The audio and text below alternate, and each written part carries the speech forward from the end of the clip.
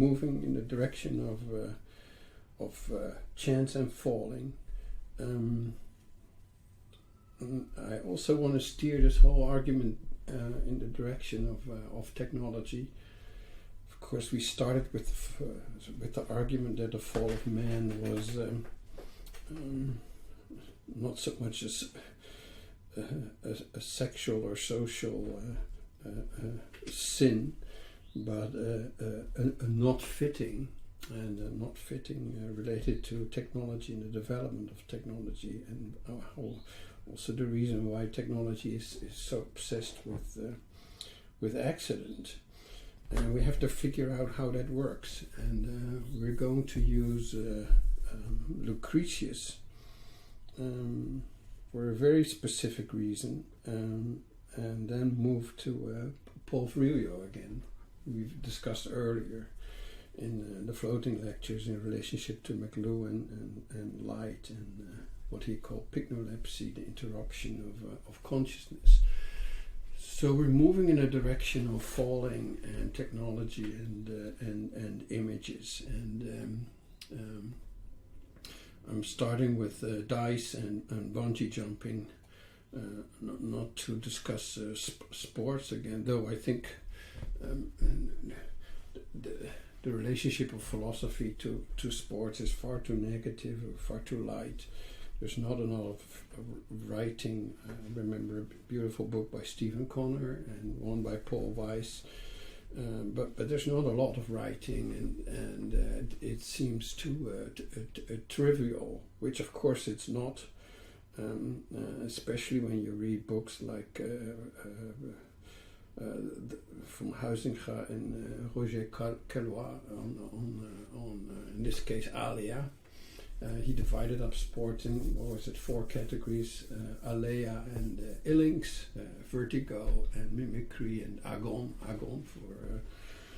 for competition, which wasn't so clear with Huizinga. He discusses mimicry and the competition, but not really alea and illings. It doesn't have those sort of categorical divisions, which are clearer in the case of Caillois. But it is extremely serious matter, and the notion of chance. We talked about Caesar crossing the Rubicon with the alea jacta est, the die is cast. Well, that's what it is. So chance is part of the structure of grace and how it relates to gravity. At least it's a one type of posture, and I do want to say that this notion of chance is not a sort of, gamers and gamblers, especially gamblers, would never admit or say that they deliver themselves to the vicissitudes of chance, right? For them, it's much more a seeking of necessity. It's a sort of finding a line of winning, a streak of winning. And I guess, and for them, that's a notion of grace. And I think also with bungee jumping, we take it far too lightly. Of course, there is a rope. It's actually a beautiful photo with the arms spread. Does remind me of something, and especially of Theseus in the labyrinth. It's a very old model of transformation, of transfiguration, of that idea of entering spiral wise with vertigo, a point of transformation and transfiguration, and then being moved back, in this case by another rope, an elastic rope, not the rope or the thread of Ariadne, but it's the same structure. It's the same structure, and in that sense, I think we should play sports really in a much more serious framework of ritual and ceremony and performance. These things are performed, and they're very social, especially now with things like Instagram or Facebook, or these photos are distributed, and movies are distributed. So they're not just like little freaky things, that people want to do for fun. It is a form of dying, and or it's at least. And I mean, I'm not sure what Simone Weil would say. She would probably be extremely negative about bungee jumping, but it is a touching of death, and it's not a consolation. This rope, and in that sense. We have to think of these things in a very serious framework. Well, the dice are cast, and we're falling. So that's where we are. And let's move to Lucretius, because Lucretius is, as we know, an Epicurean, and Epicurus was Greek. Hellenic philosopher after Aristotle, and who picked up this notion of atomism, and I will move atomism against materialism, and much more in the direction of the monad. I think monad is actually a very anti-materialist form of realism. And yes, maybe small, but small in a non-extensive manner. So, is it small when it's not extended? Basically, it's dimensionless. You could say infinitesimal, but it's. I think you cannot just park it away as a form of smallism. At least that brings us to Lucretius and Epicurus. Epicurus, who developed his ideas also not just from Democritus but also from Aristotle. And we use the two terms of Aristotle that sort of accompanied and broke away from necessity. Of course, necessity for Aristotle is linked to the final cause and substance, ousia, and there was two types of chance that were connected to it. And, one was semblances, which is a form of coincidence, or what is often translated as in Latin and English as a property, because it has an accident that's still part of substance, and then an accident that's not part of the substance is symptoma, and symptoma literally means falling together. So falling together would be in English coincidence. That's the literal translation of the word coincidence. And Epicurus used the word symptoma far more often than Aristotle. Aristotle doesn't use it very often, and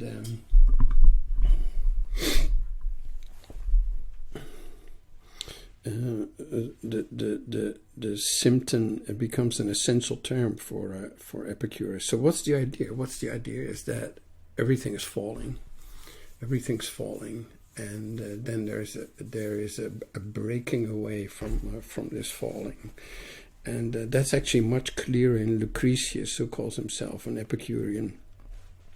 It's far more clear in Lucretius, and who writes in Latin, obviously, a poet, and who is much clearer about how the falling of things precedes sort of the breaking away, the swerving of things, and then how they actually emit images. So we're going to look at those three movements, and you see on the left Lucretius actually pointing at a sphere, and it says casus in that sphere. Casus means chance, and you see a sort of laminar flow being emitted from that sphere. And this is awkward. Why? Because if you read Lucretius on the right, it says, for they were not apt to incline, all would fall downwards like raindrops through the profound void. So what do we have? We have atoms and we have the void. and these atoms all have their different shapes. They're indivisible, but they do have shapes, which is of course questionable, because how would you have shape and it's not divisible? So, but they are extended and they're dark, and they fall. And that's where it starts with. It starts so all things are falling, and there's no ground. And it starts with a pure acceptance of this groundless universe, where everything falls down, but it falls down in a sort of laminar, straight way, like raindrops. And that's why that image on the left is so interesting, because these are not raindrops; they're like rays from a sun. How would you have that sphere eject these laminar flows? Of course, in case of a sun, it would be more radial, but it's still an image where you would think like this is not rain, but it's actually light, and we'll get to that. I think that's very interesting to actually sort of try to understand what is actually happening here. But these atoms for Lucretius are dark. They're dark and they're falling down like raindrops. And well, these are very famous sentences, that while the first bodies are being carried downwards by their own weight, so it's a gravitational motion, in a straight line through the void, at times quite uncertain, and uncertain places, so times that are uncertain and places that are uncertain, they swerve a little. So we have a first motion and a second motion. And we'll get to that, how Michel Serres understands this in the framework of Leibniz. And that's correct, because a straight line of movement, moving again, means we get a second order line, and that's a curve. So the swerve is curved, while the initial lines of the raindrops are actually straight. So we get straight, and we get an inclination, the clinamen, the swerve, which you don't find in Epicurus. It's being said over here in the note. It's the theory of the swerve, the pariklesos, right? The clinamen is the translation. The clinamen is the Latin translation of the paraclesis. Of atoms is not described by Epicurus in his extant writings. Of course, he wrote over 300 books, but only a very, very small part has been saved. So we don't actually know if he mentioned the swerve or not, but yeah. So we can't find it, but it's for sure it's in Lucretius, and it would be strange that he invented that on top of the theories of Epicurus.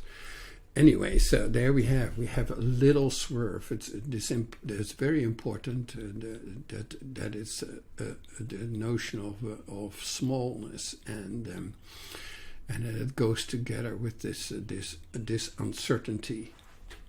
Right, so we got this idea of a vertical motion, and then within that vertical motion we get a second movement, a motion added to motion, so that makes it second order, which is that swerve. And then on the other pages we get a slightly better explanation in tempore certo, tempore puncto. I've used this already in the discussion of the jumping figure.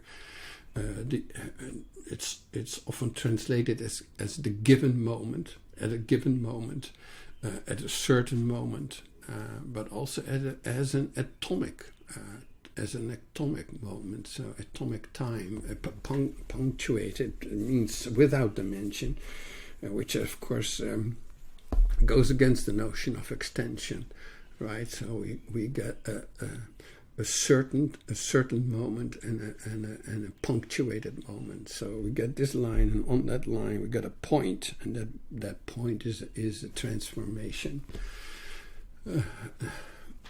Let's see if we have more here. They drop straight from above as far as they can perceive, but who is there? So it's basically both an acceptance of fate, because things fall on you. Because don't forget, these things that are swerving are also like hitting on others. So we get these coincidences, right? So we got multiple swerves creating like connections. That's how things aggregate in the ideas of Lucretius. So we got things falling on top of you. So it's not just you falling, but it's also other atoms falling together and aggregating, and then of course de-aggregating. So it's a spectacle of chance and of chance meetings and staying together, but also free will, because it's actually the free will. And I think that's exactly where Epicurus transformed the idea of Democritus, is that he added free will and opened up that system to. So it's not a pure system of fate. It's actually fate as well as free will. Of course, the whole question for us would be how to connect those, and of course that's how it leads to Stoicism, that certain tranquility of the acceptance of fate, and how that relates to free will. Now here we get the pages of Michel Serres from his book The Birth of Physics, and he's linking it to the work of Leibniz. Of course, he's an expert in Leibniz. It's untranslated. The book I think it's actually his thesis, a huge volume on the work of Leibniz. I'm not an expert in the work of Michel Serres, so I'm not really familiar with the French of that volume. It's one of his first books.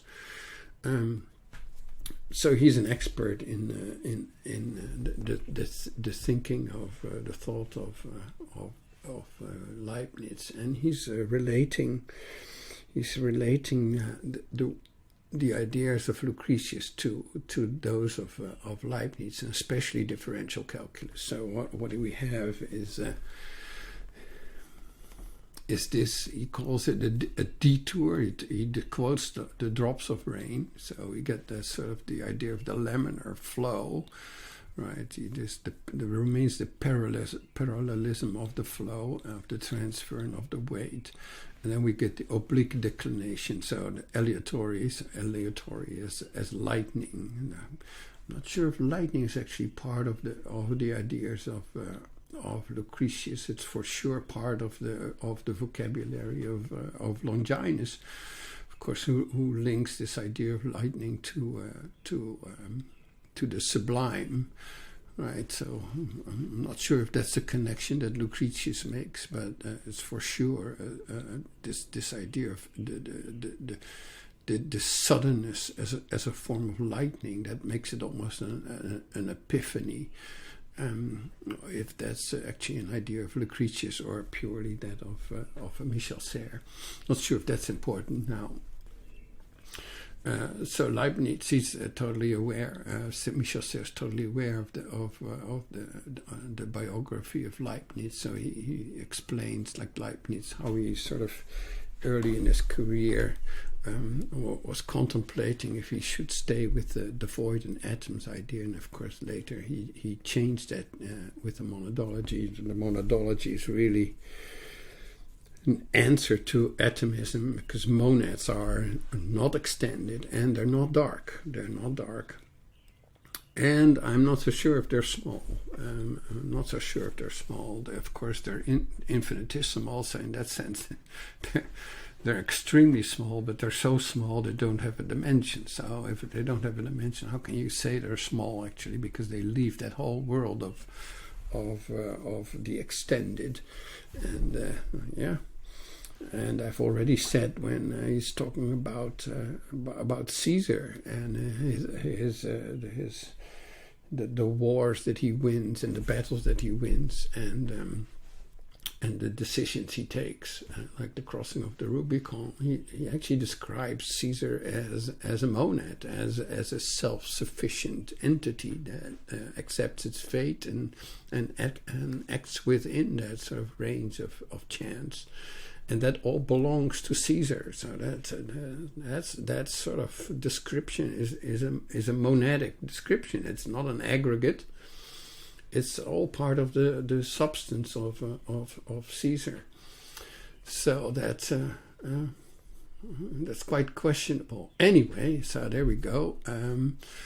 The principle of sufficient reason breaks the stability with this small deviation. So he connects the principle of sufficient reason to probability. Right, the small deviation, the idea of calculus, right, is in that sense a routing, an understanding of curvature as a routing, as a pathway that goes downward. We discussed this sort of combinatoric structure of Pascal's triangle. Which was also part of the ideas of Leibniz, and then understanding that as not as a buckled, zigzagging form of lightning, but as a sort of continuous line, and so that means something, because on the next page, Michel Serres starts to thinking more and more about this idea of inclination. So we get this laminar flow, and then there's an inclination which is infinitesimal. So that must be yes, that's the tangent. So we get this transition of a straight line to a curve, but that transition only works by the transformation of the tangent, which is a magnificent invention. It's really. We have to say what that actually means, because a first degree line, a straight line, is made up of points. You would say, well, a curve is also made up of points, but that's not exactly true. It's actually made up of straight lines. That's why it's a second order line. Right? It's a second order line, and it's a set of tangents, right? So you would have to draw an infinite amount of tangents to construct, and we know that from for instance, ideas of how you go from a square to a circle via a set of polygons, and you get an infinite amount of polygons to actually become a sphere, and those polygons remain hidden in the circle. Hidden in the circle as tangents. And we get the same thing with the continuity of a curve. So he starts to think about, okay, there's inclination, so we get a landscape. He's now starting to think, he is Michel Serres in this case, that okay, we get these raindrops and they're falling, but then they hit some kind of landscape, a sloping path. They hit like a slope, right? So he's trying to understand what that means, and within the ideas of differential calculus, and he calls it at a certain point. So that swerve, he calls that a talweg, right? So we see that word here, talweg, and it's th, so it's old German, and you would think that you find this word in Leibniz, but I haven't been able to find it, and it means literally the road over the valley.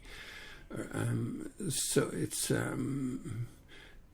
like you have this slope, and then the curve sort of forms a road, forms a path, and later he calls this path a creode. The creode, is a term from Conrad Waddington, 20th century idea of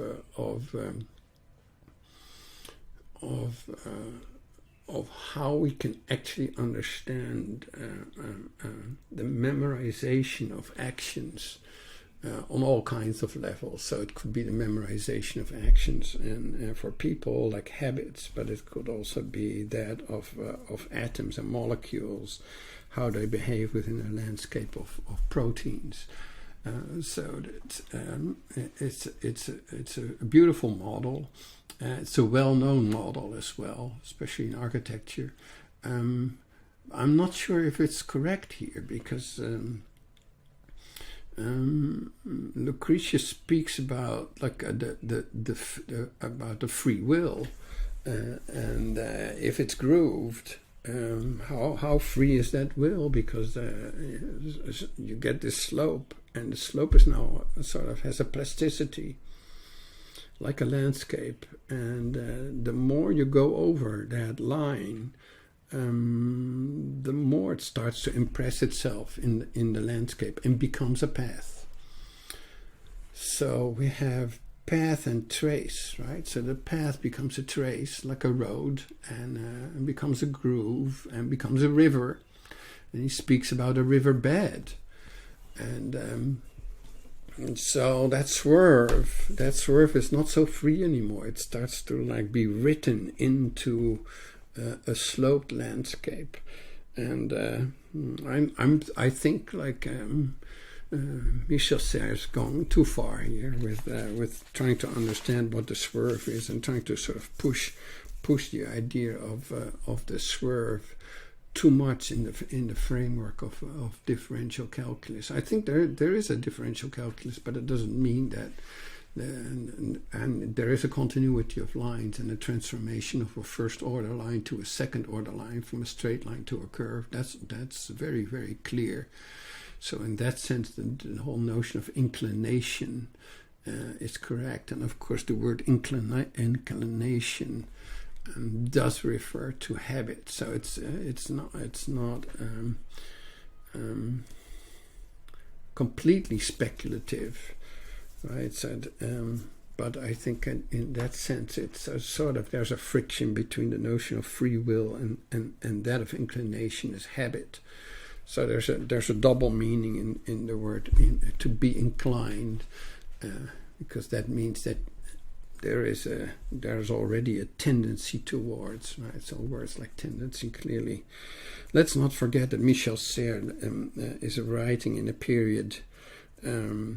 Of the late 20th century French philosophy, so he's familiar with people like Lyotard and Deleuze, who think much more directly about flow and rhythm and patterns.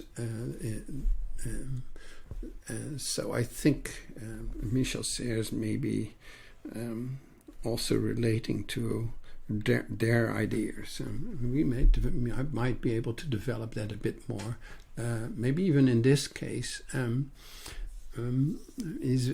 you can imagine that when you have multiple of these sort of raindrops and multiple swerves, that you get a form of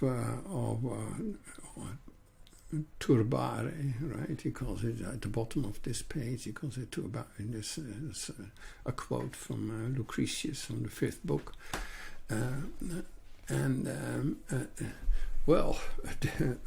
a disorder. Obviously, that's not the case, and it's okay. It's on the edge, what we call on the edge of chaos, but it's not disorder. Obviously, it's a tornado. So turbos, even in cars, would not function if but they're on the edge of order. That's how we understand it. So we cannot just like disorder emerges from order. This is not really correct.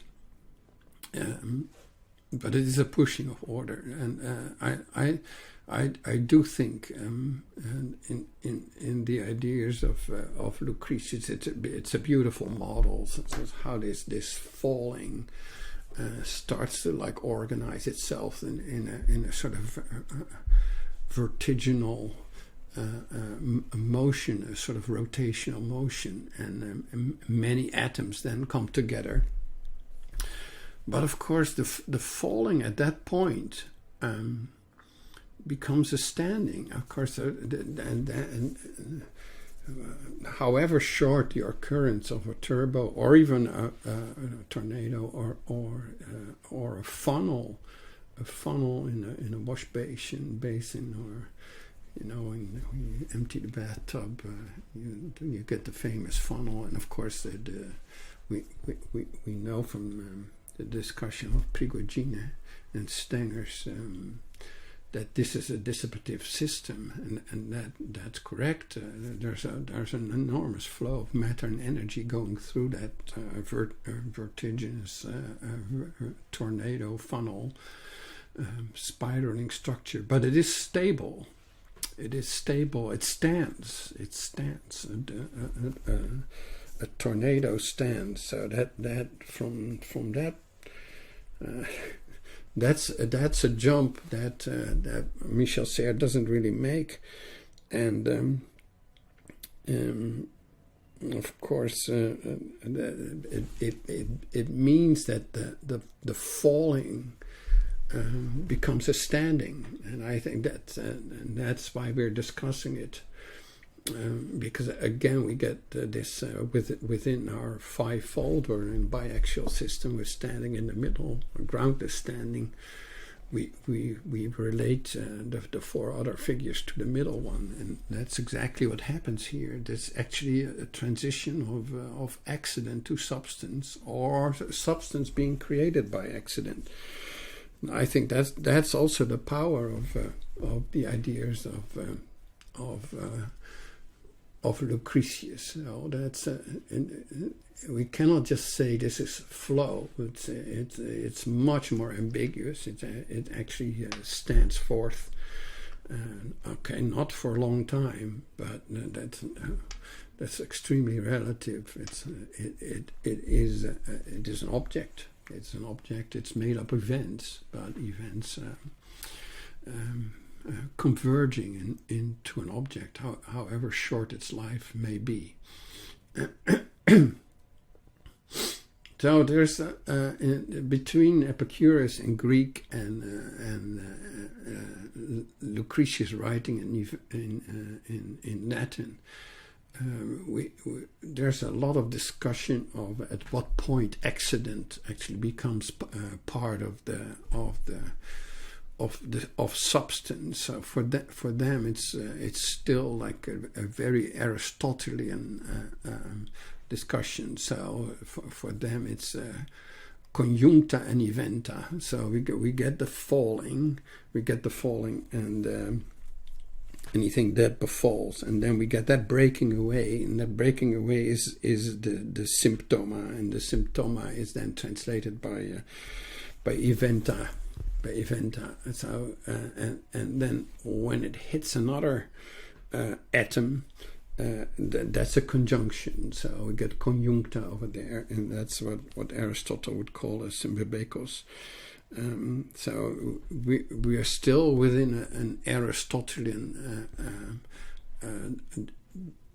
vocabulary.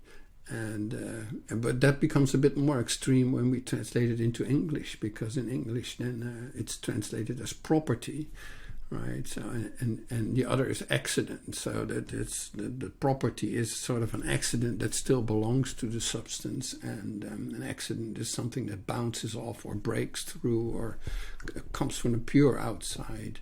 And does not belong to the substance. I'm not sure if this is important, because it's quite clear that all these events and conjunctions, all these types of accidents have all kinds of orders, and they're like orders on a smaller scale, and like the tornado orders on a much larger scale that involve many different events and conjunctions, and that still stabilize themselves into what we might call substance. So I think what is much more important is this sort of shaking, or this fluctuation, or this flickering between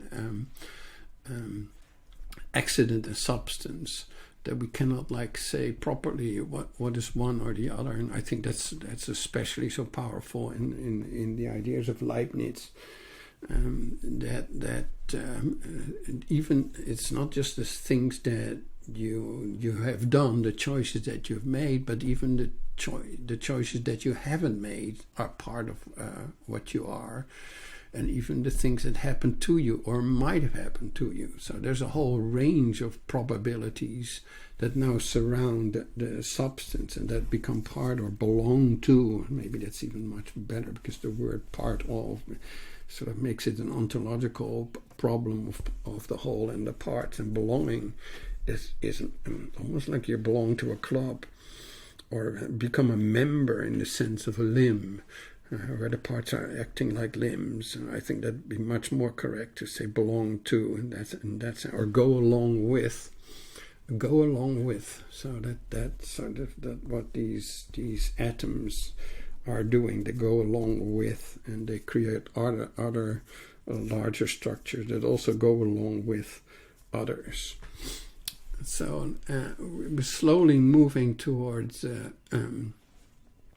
what perception is, and we got that this idea already from Leibniz, of course, and officially the idea is that in most descriptions of the difference between atomism and monadism, monadology is that atoms are dark, they're black, like all materialist ideas are black, and monads are made of perceptions and appetites, as Leibniz so beautiful calls them. So they're souls or entelechy, and that means that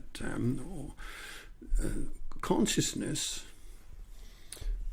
is not ours, but it's already part of things. And with Democritus and Epicurus, that's different. An atom really sort of hammers on your eye, even in the form of idola, and there it becomes an image. It becomes an image in your brain. Of course, that what we get later with Descartes, with the pure separation of mind and body. But that's not the case in the monad. The monad is really an entity of consciousness. Might be small, but that's why it doesn't extend, obviously, because it's a pure little entity of mind, and that's what's so beautiful about it. I think it's interesting to actually look at Lucretius and to see how far this is actually a correct description of his materialism, and here we go to his idea of what an image is, and as I said, it's in Epicurus, it's called an idola, and this idola is a sort of film. Almost like olfactory, it sort of is emitted from that aggregate of atoms. So these atoms are dark. And they conjunct. They fall together. While they're still falling. Obviously, while they're still falling, they're swerving. So that's the second movement, and then they aggregate, and then there's a third movement. They emit idola, and that structure is actually much clearer described by Lucretius, and it's really falling, swerving, emitting. And this is a beautiful description. Of course, he's a poet. In the first place, since among visible things many throw off bodies, sometimes loosely diffused abroad. Loosely diffused abroad in Latin. Partim diffusa solute. As wood throws off smoke. That's his reference. So it's like smoke and fire, heat, sometimes more closely knit and condensed, as often when cicadas drop their neat coats. It's like a cicada. So you get these black things, and they shed off they drop their these very thin films, throw off the coal from their outermost surface, and and also when slippery serpent cast off the vesture among the thorns. Since these things happen, a thin image must also be thrown off from things, from the outermost surface of things. So,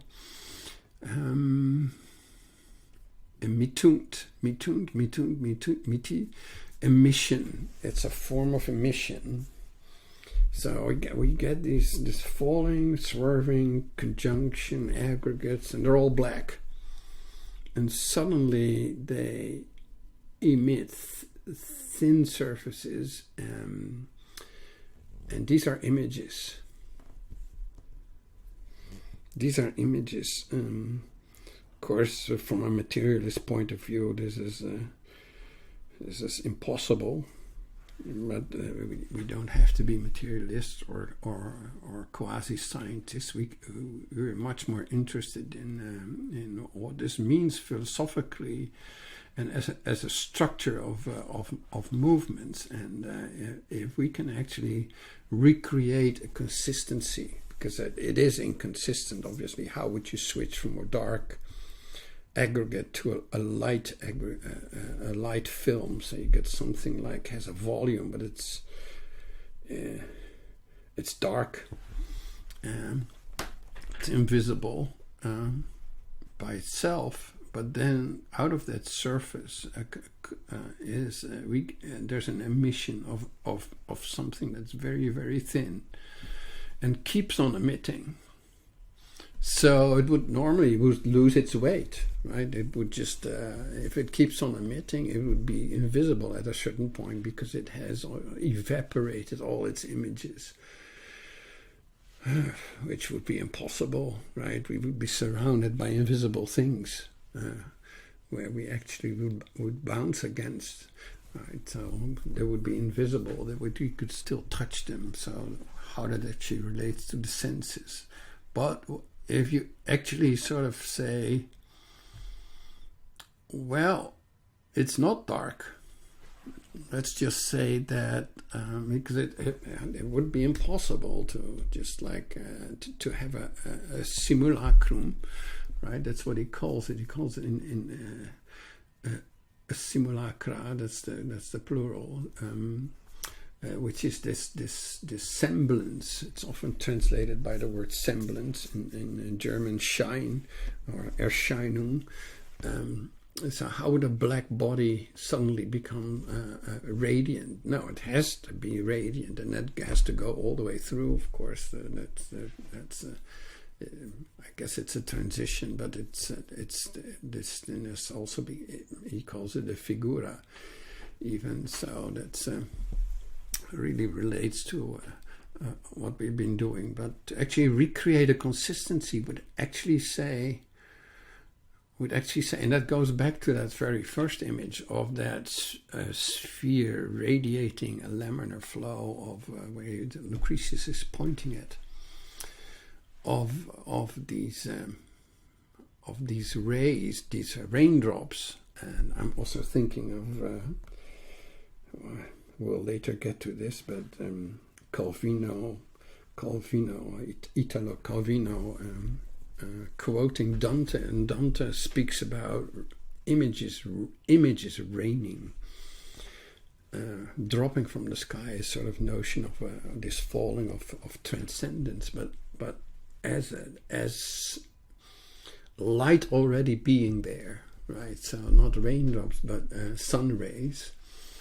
And becoming images, so that if there's continuity of those movements, the laminar flow, the swerve, and the emission of the image, we get these three movements actually being continuous, as Leibniz would argue.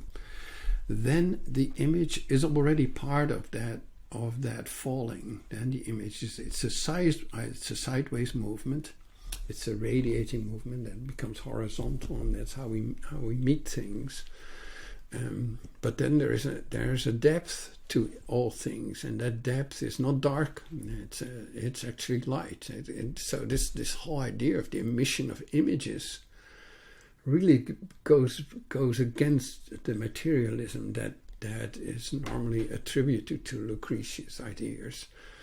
So there's maybe a transformation of something that's dark but not completely black, right? So there's maybe an opacity or a layering of images that become dark the moment you sort of overlap them.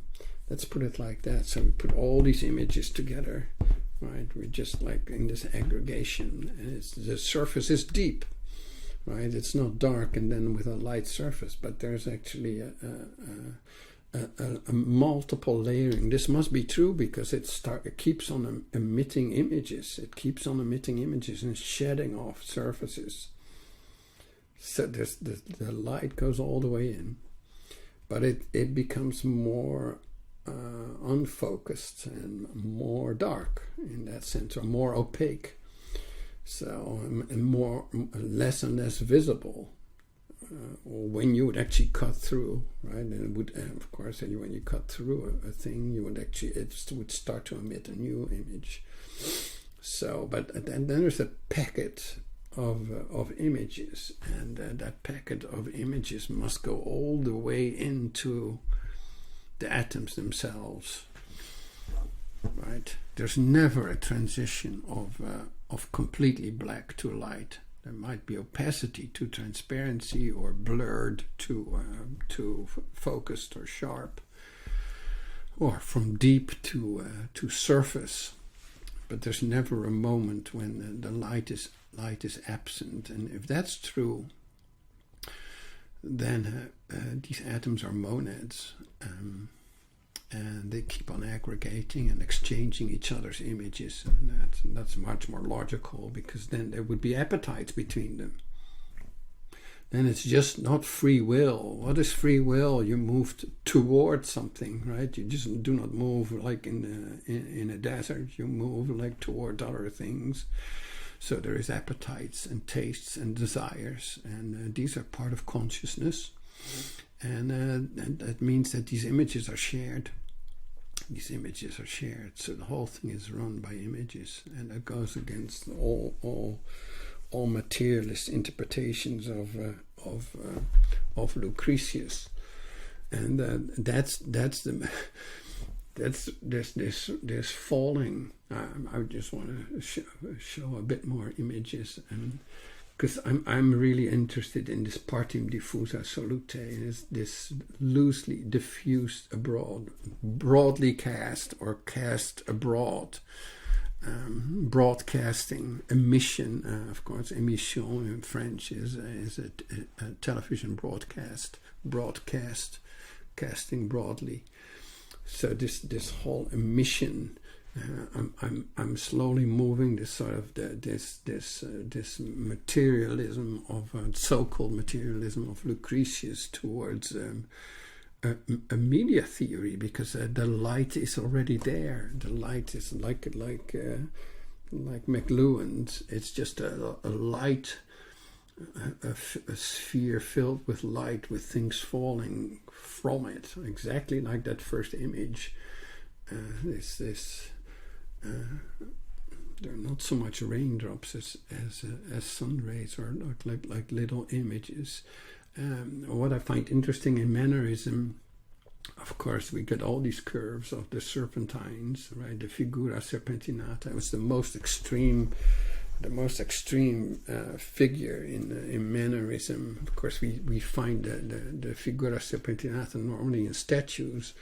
And then, of course, you get the transition to standing, because these multiple serpentines form this sort of structure of stance, right? Of course, it's a dashed line of the vertical, but we even find that in falling and mannerism. Oh, look at that image on the right, the fall of man, but all types of falling. And there's God at the top, and here's earth, with the fallen bodies.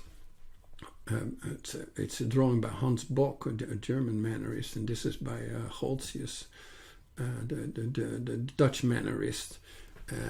Anyway, so all these figures are like little constructs of serpentine figures and motifs.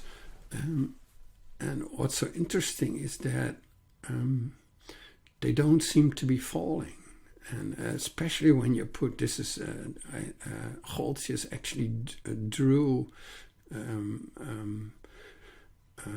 4 engravings of falling figures. This is the Icarus, and the other one is I think we have the Phaeton, we have Tantalus, and we have Ixion.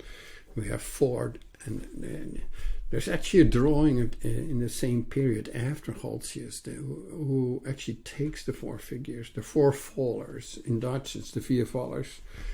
The 4 fallers, it's often translated as the 4 disgracers, which is very interesting in our context. But he puts these 4 figures together, and you see sort of a pinwheel, so that they have a very different directions, north, east, southwest. And what's interesting is that it doesn't seem to be falling, and it's especially because it's a tondo, it's a round frame. So it's like looking at that falling figure, but it's not. It's almost like it's floating or standing. It's not moving at all. It's this tempora puncto, right? It's the pointed, punctuated moment, but it's a still moment. It's a still moment, and here we get again into this sort of a passive activity of Simone Weil, right? Yes, we are swerving, and obviously the swerve model was already part of our upgraded grace model, where we connected sort of the vertical fall with the swerve, but that's now linked back. It becomes a figure of stillness and passivity, and that's the same in this one. These figures don't seem to be falling at all. It's a catalog of different postures, and they're tumbling. But on the other hand, they seem to be cast in glass, in light as well, but also in a state of not falling, and of postural standing. So again, we get this chiastic model of falling and standing being related to each other. Here you actually see, I think, this Ixion in quite a different position, head down, not up. See, so you get different serpentines creating that figure. They're beautiful models. I should show them all 4. Yeah. So that's my interest at it. So we get this transition of accident to stance or substance, and then we get this transition to the image. So I think that's Lucretian model. It's this falling, swerving, becoming a stance, like the stance of the tornado or the funnel. And there's this stability, the stability of accident, and then the emission of the image. And I think that should become our research trajectory. And I think here there's 2 very early images, early 19th century and late 19th century, but I think what connects them is they're both related to newspapers. It's the famous painting by Virilio of the raft of the Medusa. But I think what's important here is that the painting of the survivors, well, not all of them survived it because these are corpses, of the shipwreck of the Medusa, and then of course being saved here at the horizon. They actually see them. This was actually based on a newspaper article, and I think that becomes the question: at what point is an accident? At what point does that appear in this structured light of journals, when things appear and become news, right? So in French, journal, but it is a form of actuality. And it was the same with the Montparnasse derailment. And there's a very famous image of a train, a locomotive that didn't stop in time. Of course, here the rails are over here, and they're elevated from the ground level, and you sort of punctured through the front of the facade of the railway building station, and ended up on the street.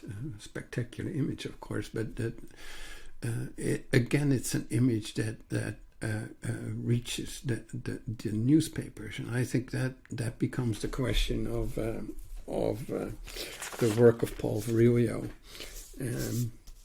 We discussed Virilio in the context of McLuhan, of that light and consciousness. We talked about the notion of bliss related to epilepsy. He quoted this Dostoevsky.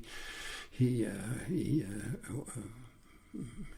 researched early film, this sort of notion of the flickering of black and white also in the Tuxedo of Fred Astaire and Dancing with Ginger Rogers. How this notion of consciousness, this back and forth of visible and invisible, and stopping and not stopping, how that actually becomes a form of consciousness, all the way to the visions of Bernadette Soubirous in Lourdes. That for him is linked to the whole structure of technology, and he makes this. This is quite a famous book. My God, I had this when I was a student, 1985. It says March 1985. So I was like 24. I devoured this book. Look at the. It's beautiful. And he makes this famous statement that he made very often in interviews. It's an interview with L'Autringer. Every technology provokes, programs a specific accident. So there you go. So if we were in doubt about the symbabekos and the symptoma, the falling being part of substance, in Aristotle, Epicurus, Lucretius, Leibniz, even maybe Simone Weil, how that becomes part of something. This is not a question anymore for Virilio, because technology provokes, programs.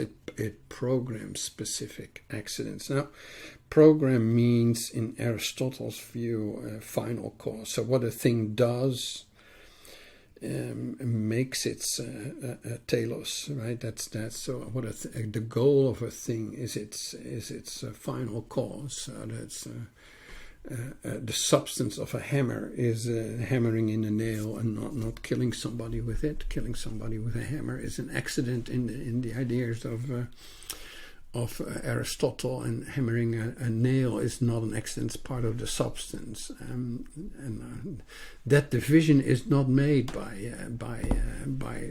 Paul Virilio, and of course he's completely right.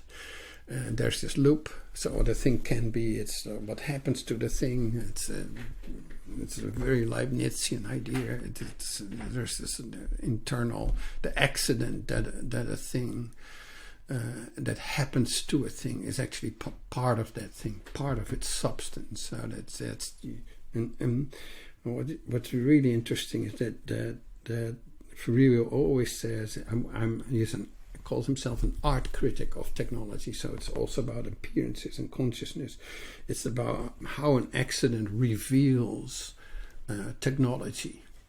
Right? It's a revelation. A shipwreck is the revelation of the technology of shipping. A car accident is the revelation.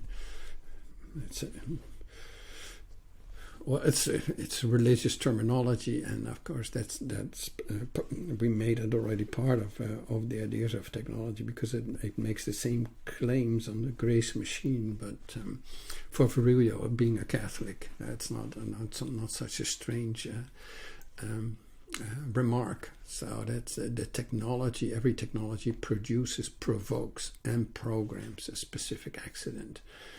And then the next step is that he actually wants to show them. He very often made these remarks about having a museum of accidents, or a hall of accidents, a hall of machines, which of course we know from Paris.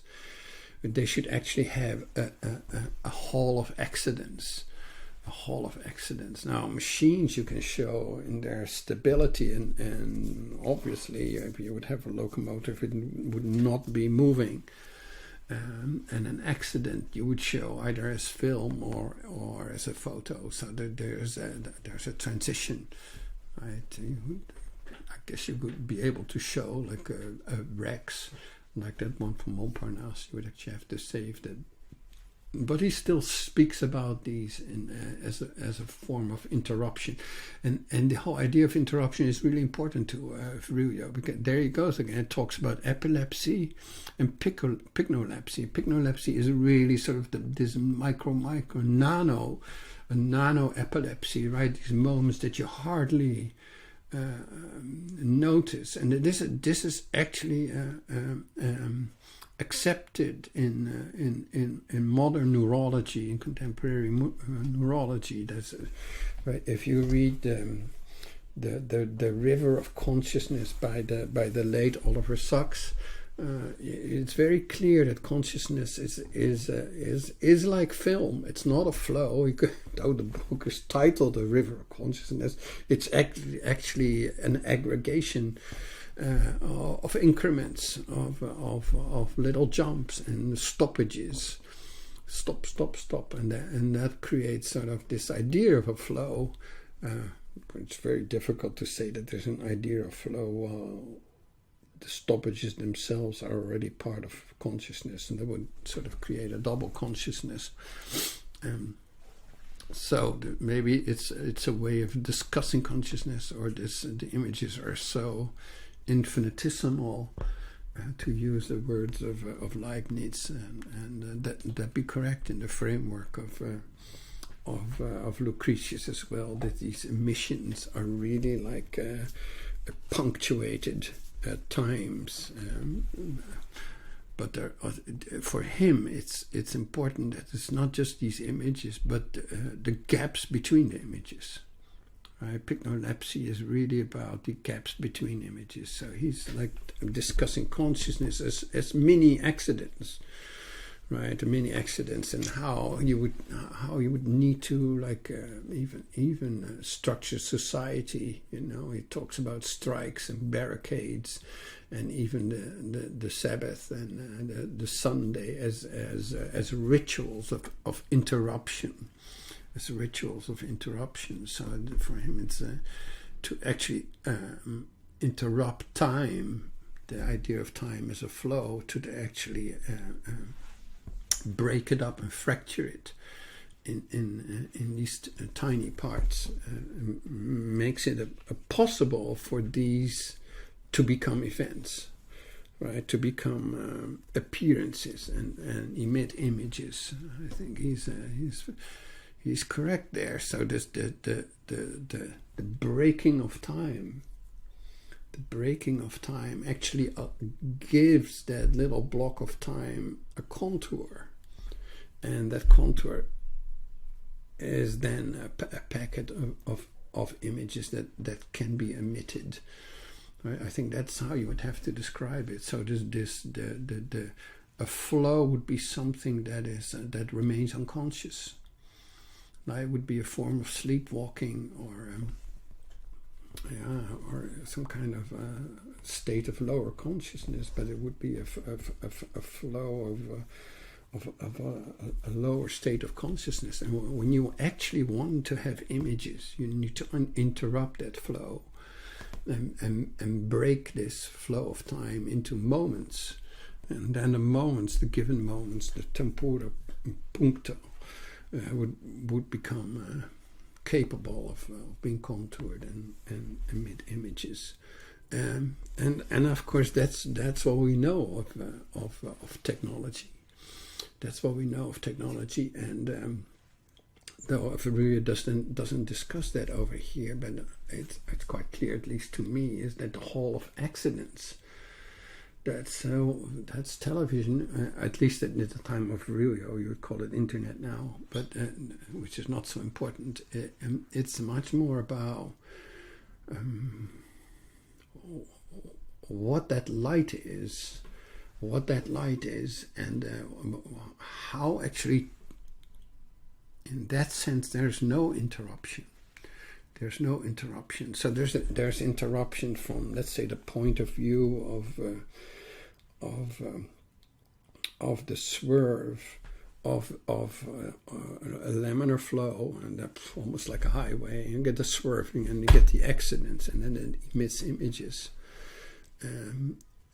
So that there are moments of transition, but in that sense, there's if we link, let's say, the world, the technological world of vehicles, and it might be ships or airplanes or motorcycles or cars and trucks, to the other technology of media that is visual, and that can be newspapers like in Jericho or the Montparnasse accident, newspapers or the screen of your laptop or that of television.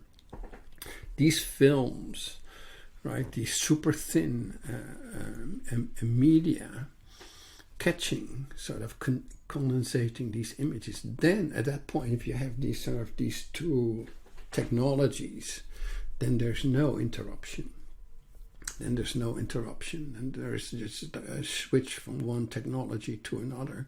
Of course, that's where it evaporates. It's over, and maybe it's returned back or in other ways. But in that sense, you have to imagine on the left side the drone.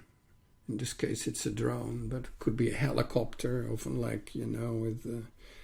with car chases. I'm thinking of O.J. Simpson, for instance, the car chase famously followed by a helicopter. You again see the vehicle behind the frame.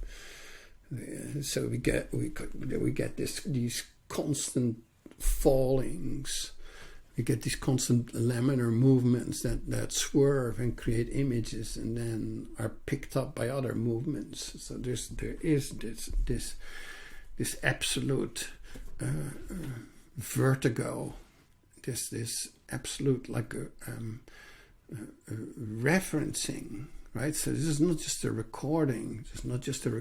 It's really a helicopter being sort of coming back into that flow of the cars.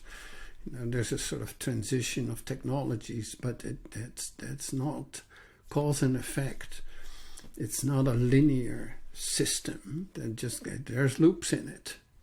And of course, you could say, well, it's just another step in the system. But from the point of view of technology, between sort of vehicular technology and visual technology, there's a constant flickering back and forth. And I'm going to end here with two images that are absolutely shocking, but very important to understand. And I want to be as careful as I can here, but on the left we get a very famous photo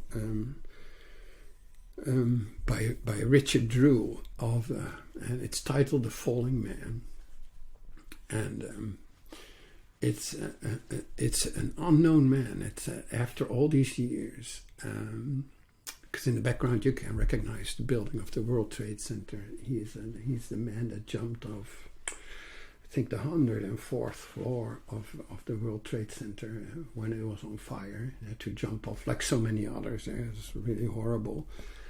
But there's an incredible beauty in this photo. Let's discuss that first. There's an incredible beauty in this photo, and there's many photos that Richard Drew took the 11th of September in 2001. But this photo became and of course it's the verticals. It's the vertical laminar structure of the World Trade Center structure. But this man, if you look correctly, is in a beautiful posture. It's the contrapposto, but upside down.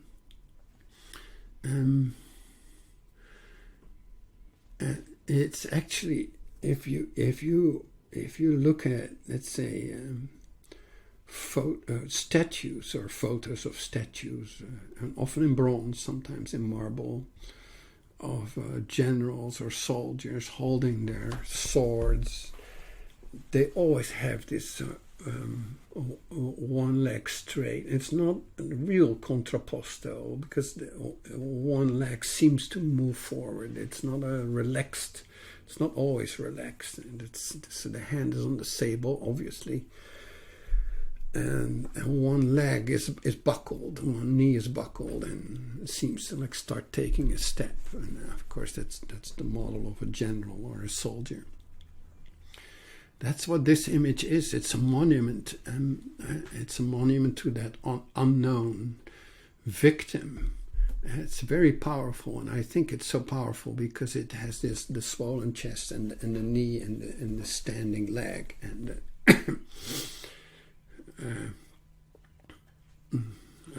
I think in that sense this photo is a monument in that sense to the unknown soldier of the fallen, over almost 3,000 victims.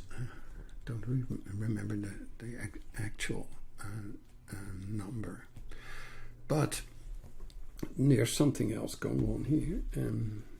This is a photo. And a photo of, so that's consciousness. It appears, and that photo is circulated in media, and that world of media, of light and cameras, existed before the terror attack. And that's what we have to understand, because, of course, the attack only happened. It would not make sense to attack a civilian object. If it would be a military object, like the Pentagon, and then take a photo, you would say, yeah, it's a military attack, it's a terrorist attack on a military object. Like the blowing up of was it Prince Ferdinand in the start of the First World War. That's not what this is. It's a civilian object in media. So the light pre-exists. The light pre-exists the photo, and it pre-exists the terror attack. And of course, the terrorist attacked the World Trade Center because, I'm saying because there was this light. It would not make sense to blow up and have the towers collapse if there wouldn't be the light of the media, if there wouldn't be photos afterwards. So, do the media cause accidents? I think in general, yes. It is a technology. This technology of light, this visual media, is directly connected to the technology of vehicles, and relates to them via the notion of accident. We learned that from Epicurus, Lucretius, and Virilio. And this is not a small matter, and it's logical. So it's a reversal, as McLuhan would say, of cause and effect, right? It's not like, okay, there's an event and then the effect is that we get a photo. No, the photo is being made beforehand. That doesn't deny the sort of the quality of the photo, and that's why it's so powerful, I think. that it's in that sense a monument, and a monument means it goes from a moment, a punctuated moment, to something that is still and forever, like architecture, because that's the power of architecture. It's monumental. So it transits from time to space via stable materials and stands, and I think that's what's happening here. So, but there is a loop. There is a loop. It's undeniable. There is a loop between sort of the event and the terror attack and the falling of this man, falling to his death. I have to say, falling to his death. The photo that's being taken. It would not make sense to take a photo on the moment he crashes into the ground. That would be ridiculous and would be the most horrible thing, and it wouldn't be. It wouldn't be this monument. So, but there's this loop of the photo going back to the cause of the attack. And on the right, I'm showing a more contemporary, because that on the left is 2001. On the right, I think is 2017, of a woman falling from a balcony in Brazil, and. I've actually seen the video. This is a well-known feature of taking selfies, that people that want to position themselves correctly in the frame of the camera walk backwards. So that's what happens to her. She walks backwards and drops off, falls over the balcony, also to her own death. And again, it's the camera that causes the death, right? You could say, well, she's just stupid. And on the other hand, we should not forget that this is a photo or a still from a video